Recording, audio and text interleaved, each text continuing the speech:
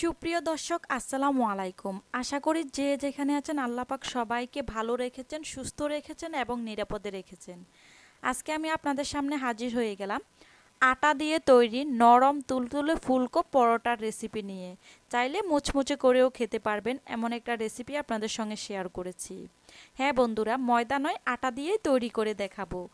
আমি এখানে 2 কাপ পরিমাণ আটা নিয়েছি। আটার কালার আর ময়দার কালারটা তফাতটা আমরা সবাই কম বেশি বুঝতে পারি। আটা একটু লালচে হয়, ময়দাটা কিন্তু ফ্রেশ সাদা টাইপের হয়। আমি এখন সামান্য স্বাদ মতো লবণ দিয়ে দেব। 3 টেবিল চামচ পরিমাণ সাদা তেল দিয়ে দেব। ময়দা হলে 2 কাপের জন্য 2 টেবিল চামচ পরিমাণ দিতাম। যেহেতু এটা আটা তাই আমি এখানে 2 কাপের জন্য 3 টেবিল চামচ পরিমাণ তেল দিয়ে দিয়েছি। লবণের সঙ্গে খুব ভালোভাবে মাখিয়ে নেব, যেমন এরকম হয়ে যায়। হাত দিয়ে মুঠো করে নিলে যেন একটা মুঠো তৈরি হয়, সেভাবে করে নিলে বুঝতে হবে এটা পারফেক্ট হয়েছে। তেল যদি না হয় তাহলে একটু তেল বাড়িয়ে দিতে হবে। এখন আমি এখানে গরম পানি ব্যবহার করব, একদমই ঠান্ডা পানি ব্যবহার করব না। আমি এখানে কুসুম গরমের থেকে একটু বেশি গরম পানি অল্প অল্প পরিমাণ নিয়ে খুব সফট একটা নরম ডো তৈরি করে নিয়েছি। এতটা সফট করতে হবে যেন একটু হাতে লেগে যায়। এখন আমি আবারও কিছুটা তেল দিয়ে এভাবে উপরে মাখিয়ে নিয়ে ডেকে রেখে দেব 10 মিনিটের জন্য। 10 মিনিট অবশ্যই রাখতে হবে যেহেতু আটা দিয়ে তৈরি করতেছি। 10 মিনিট পর আমি ডোটাকে দেখিয়ে দিচ্ছি কতটা সফট হয়েছে, অনেকটা ফুলে 1.5 গুণ হয়েছে, যেমনটা ইস্ট ব্যবহার করলে হয়। এখন আমি এটাকে খুব ভালোভাবে আবারও হাত দিয়ে মথে নেব। যতটা বেশি হাত দিয়ে মথে নিতে পারবেন তত সময় নিয়ে একটু মথলে পরোটাগুলো অনেক সফট হবে, দীর্ঘ সময় ধরে নরম থাকবে, শক্ত হয়ে যাওয়ার কোনো সম্ভাবনা থাকবে না অন্তত 3 থেকে 4 ঘন্টা অবধি। আমি আমার প্রয়োজন মতো বড় বড় করে লিচি কেটে নিয়েছি। আমি একটু বিগ সাইজের তৈরি করব, তাই আমি একটু বড় সাইজের লিচি কেটে নিয়েছি। এখন আমি 3টে লিচি সরিয়ে রেখে একটা দিয়ে একটু বড় সাইজের রুটি করে আগে শেপ দিয়ে রুটির আকারে তৈরি করে নেব। সবাইকে অনুরোধ করব একটি লাইক দিয়ে ভিডিওটি শুরু থেকে শেষ পর্যন্ত দেখবেন। চ্যানেলটি ভালো লাগলে সাবস্ক্রাইব করতে ভুলবেন না। সামনে এগিয়ে যাওয়ার জন্য আপনাদের একটি like, comment and share support খুব বেশি প্রয়োজন। এভাবে করে প্রথমে একটা রুটির আকারে তৈরি করে নিয়েছি। এখন সামান্য পরিমাণ তেল এটার উপরে মাখিয়ে নেব। তারপর আমি পরোটা শেপ দিয়ে তৈরি করে নেব, ভাঁজ করে নেব।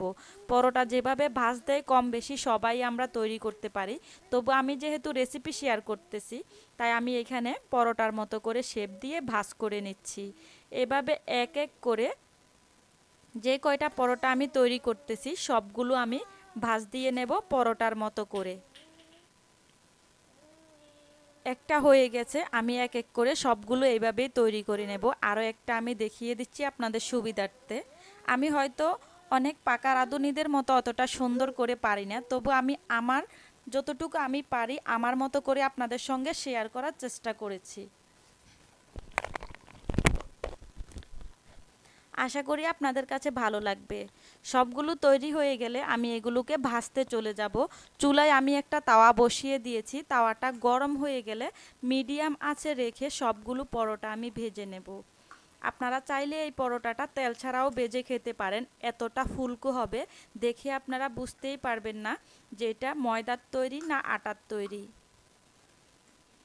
আমার রেসিপি ফলো করলে আপনারা আটা দিয়ে পারফেক্টভাবে ময়দার মতো সফট নরম ফুলকো তুলতুলে পরোটা তৈরি করতে পারবেন।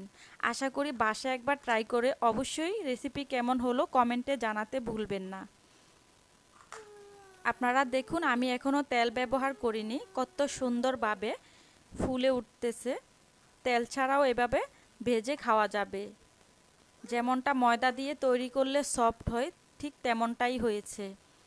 এখন আমি সবসময় যেভাবে আমরা পরোটা তৈরি করি সেরকমভাবেই সামান্য পরিমাণ তেল দিয়ে এপাশ ওপাশ আরও একটু লালচে করে ভেজে নেব।